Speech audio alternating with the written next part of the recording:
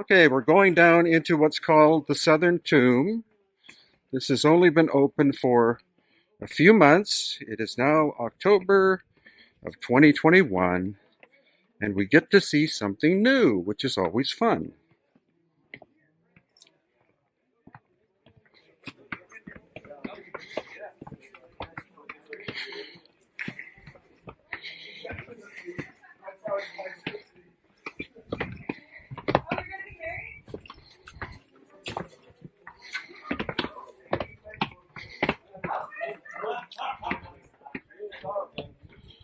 I'd go for more.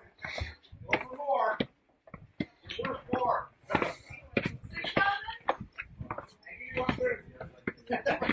So now we're in the bedrock.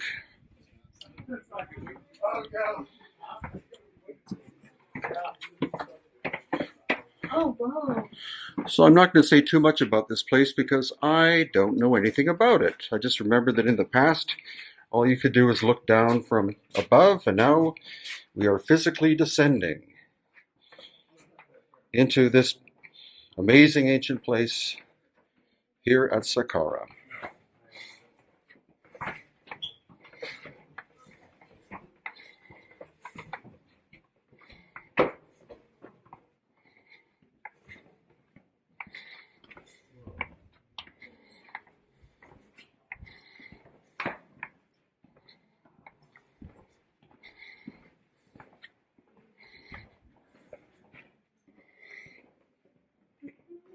Massive granite box at the bottom. Yeah, this is cool, isn't it?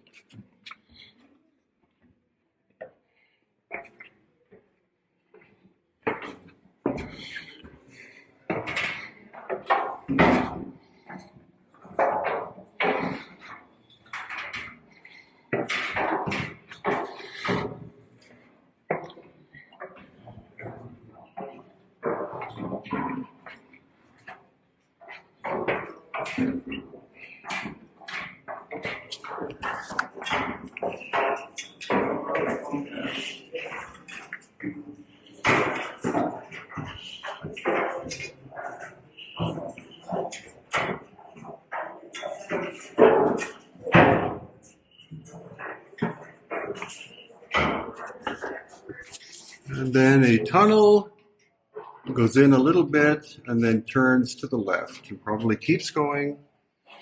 It's probably a massive tunnel system here.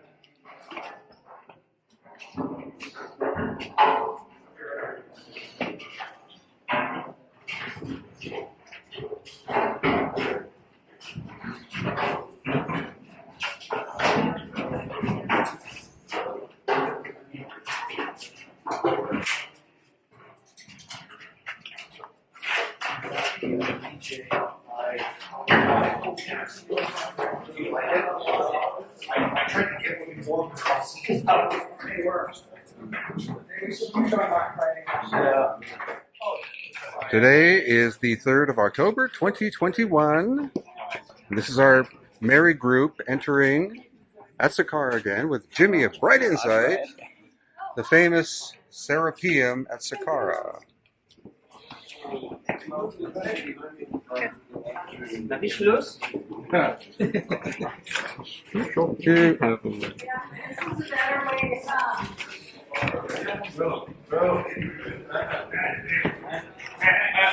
Okay, so here you see this is a massive lid.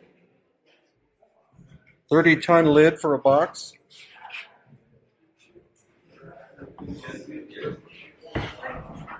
This is one of the ones that was never finished. And we should take our time in here.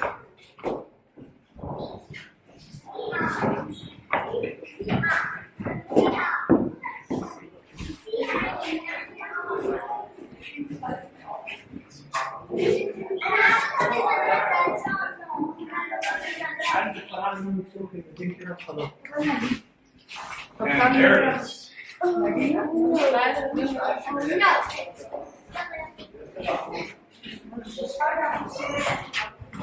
So this is one of the Serapeum boxes.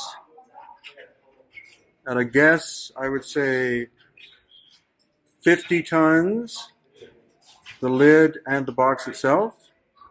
And then when you look at the hieroglyphics, you'll notice that they're of a cruder quality than the surfaces of the box itself, which shows us the hieroglyphics were added later.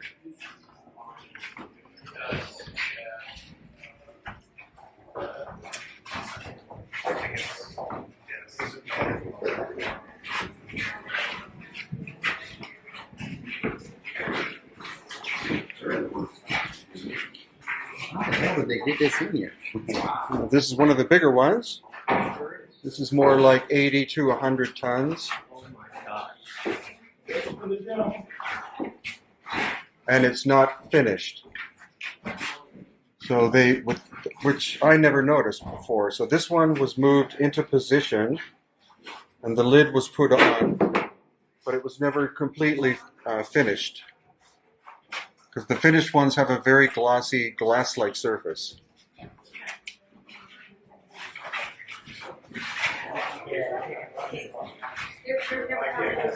God, they're huge. Yep. How did they put him in that spot? In that space. Look how much. Yeah, they had to drop it down into place. Like a couch.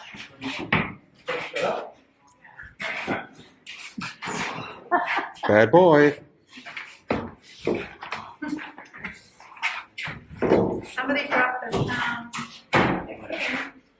Okay, and then here is the box. The lid that we saw in the hallway is the lid for this one. Again, mysteriously work suddenly stopped at the Serapeum, likely because of an ancient cataclysm.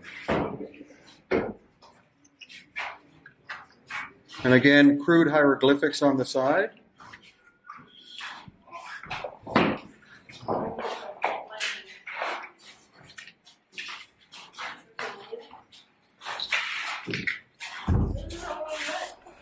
I'm not going to say much here, just enjoy the beauty and the serenity of this very complex construction from the dynastic time period.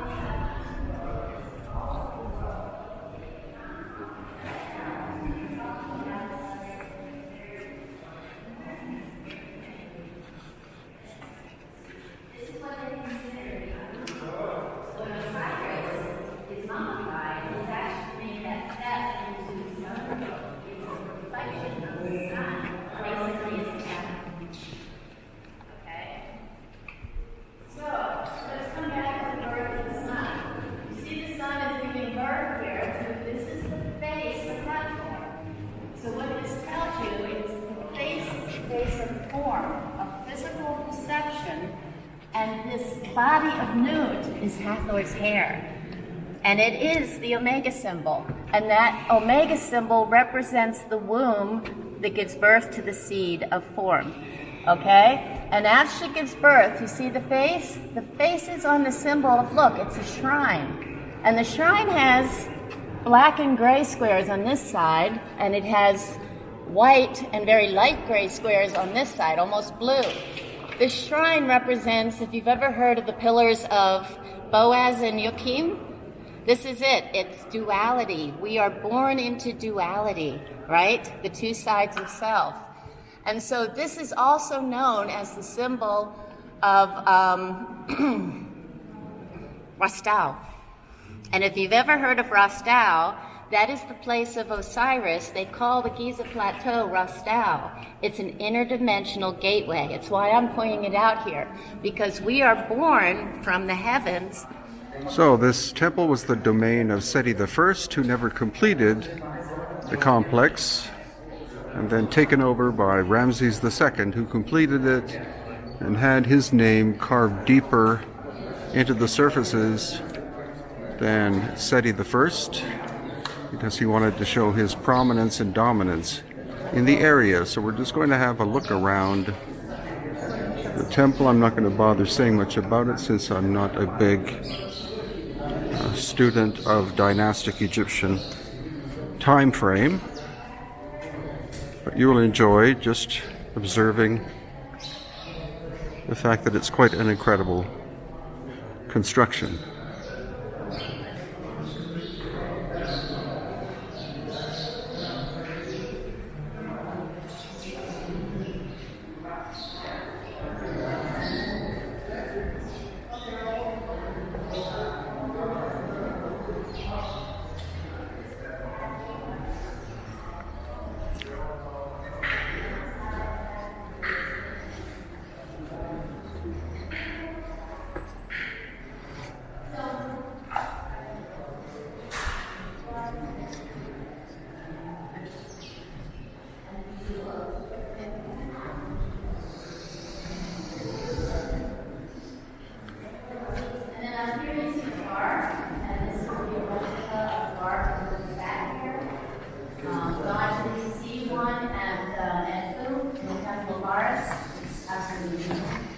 And I'll talk more about what these barks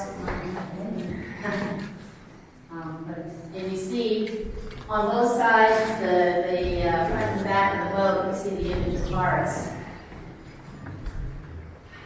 At the entryway of all of these chambers, you see writings that tell you about the reverence for the ancestors. This was incredibly strong here, and that's why I say this was the place of pilgrimage for thousands of years. People from all over Egypt made their way here, like they do to the Kaaba stone in Saudi Arabia. Mecca. Exactly, thank you, Mecca. And again, it's because of the burial place of the ancestors. And there is a king's list here that I'll show you, but the one that's quite interesting is in Torrid, Italy. It's in Tyrus. It based the king's list all the way back to the gods. And the gods come here.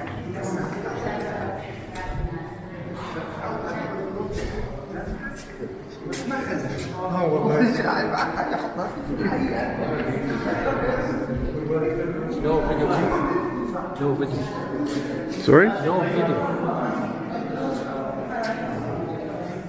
Okay, the close sign has been removed. The rope across has been removed, and so now we're going to descend into the Osirion.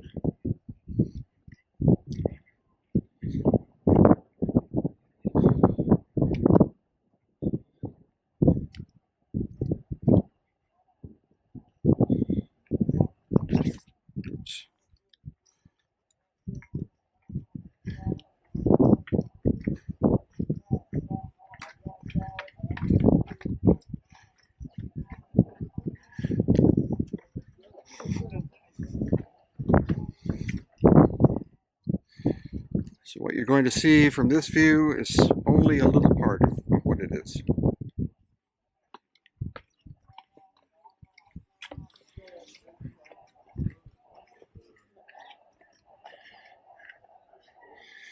Through this tunnel, we go up a little bit, and then there's a little room on the left and a very long hallway on the right.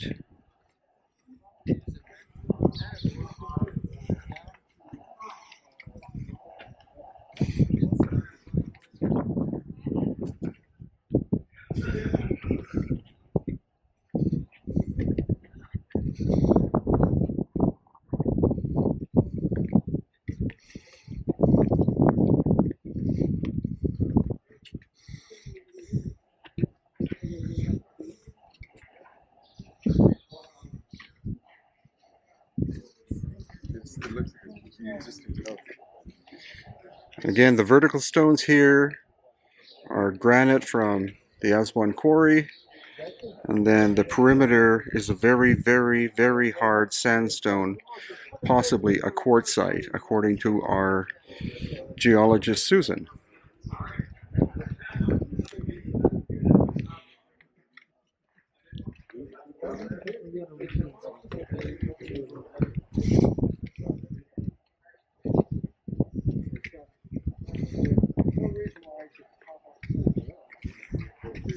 And you can see there used to be a roof, but the roof was destroyed by quarrying for building material, likely during the dynastic time frame.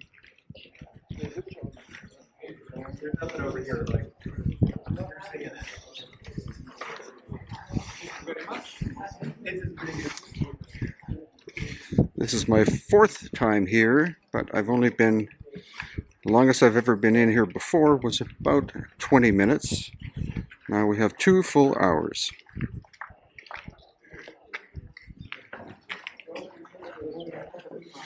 Have any of you heard of the flower of life that's supposed to be here?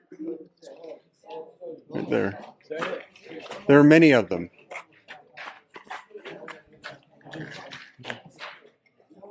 So there's the famous flower of life, which some people have said is laser etched.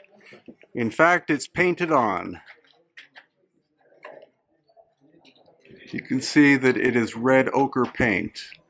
It is not etched into the stone itself. This is granite, right? Yeah, How about the weight of these babies?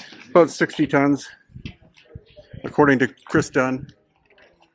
So here you have a ship portrayed out of the same red ochre paint.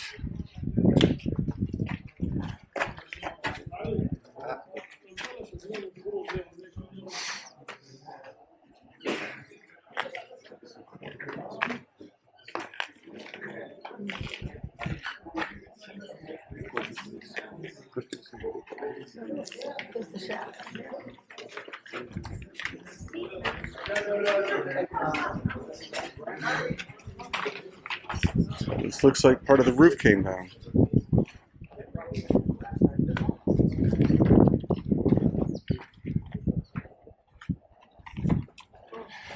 And all of these curious chambers.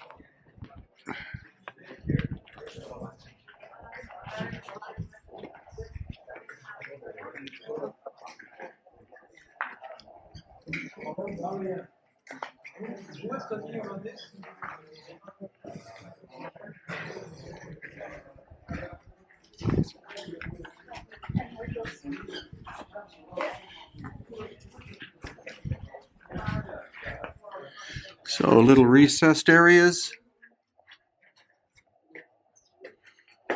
You can in fact see tool marks.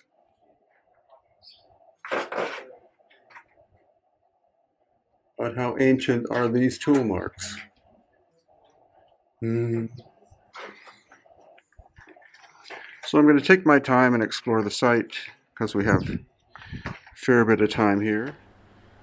Okay, we are inside the tomb of Nefertari in the Valley of the Queens in Egypt, of course, and this is one of the most beautifully preserved of all of the tombs of ancient times. I'm simply going to film in here. I'm not going to comment much because I know nothing about hieroglyphics or the symbolism of ancient dynastic Egypt.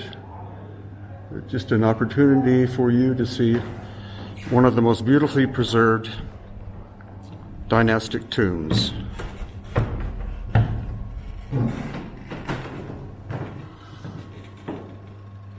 So here's an area that obviously was incomplete and still is incomplete.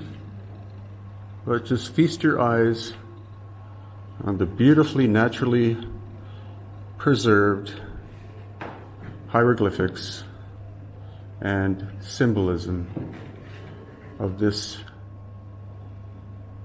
tomb of the once great Nefertari.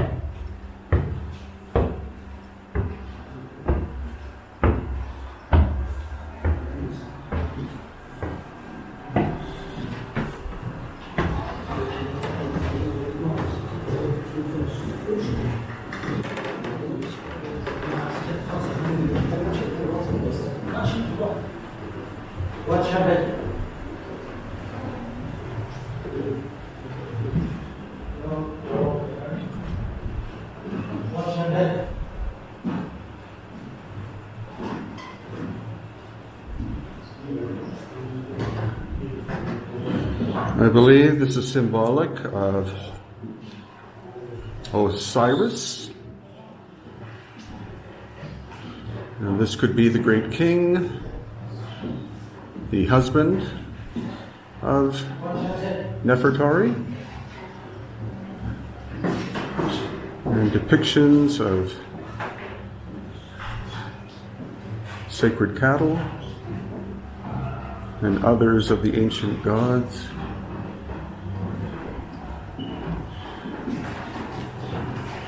You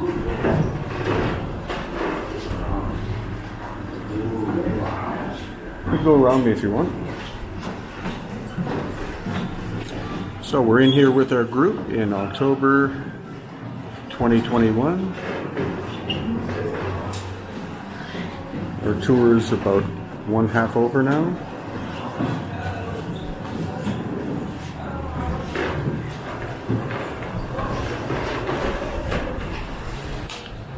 And again, one of the best preserved tombs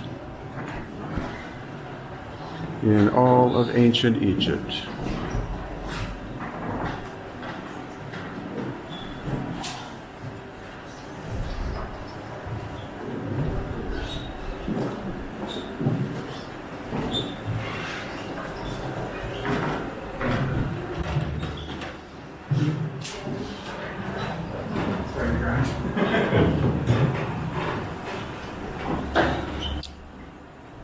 There, of course, is a sarcophagus.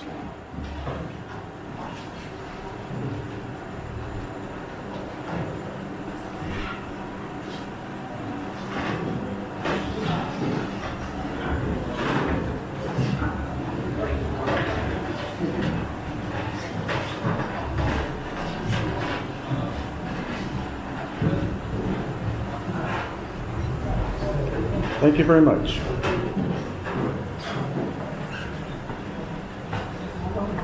So now we're coming out.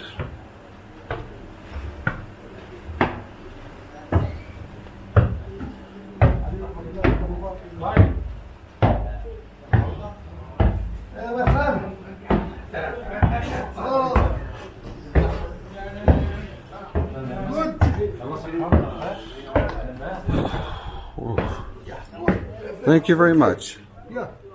So we'll be able to work with it.